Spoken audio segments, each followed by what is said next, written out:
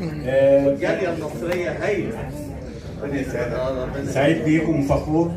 وطبعا انا زملكاوي ورئيس رابطه مشجعي نادي الزمالك في اوروبا وفي رومانيا، وسعيد جدا طبعا بدكتور خالد سياده اللواء ربنا يخليك سعيد. وسهام هانم دكتوره سهام، فخور جدا بيكم وما تخافوش على مصر. مصر بخير، مصر صوتها واصل، محبوبه جدا في الخارج.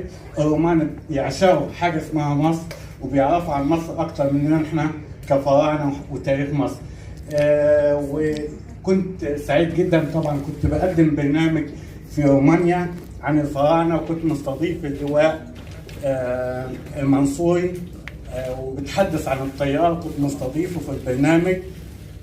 فاتصلت بي واحده رومانيه كبيره في السن بتقول لي يا ريت تكبر برنامج الترجمه، انا كنت بقدم البرنامج باللغه الرومانيه بالعربيه، فكانت الترجمه باللغه الرومانيه. فالست العجوزه من كتر حب الناس في رومانيا ومصر بتقول انا بقدم السرير اللي هي بتتعالج عليه جنب الشاشه عشان تشوف مكتوب ايه عن مصر. والشعب الروماني بيعشق حاجه اسمها مصر، ويتمنوا كلهم ان هم يزوروا مصر، وتحيا مصر. كل عام وانتم بخير.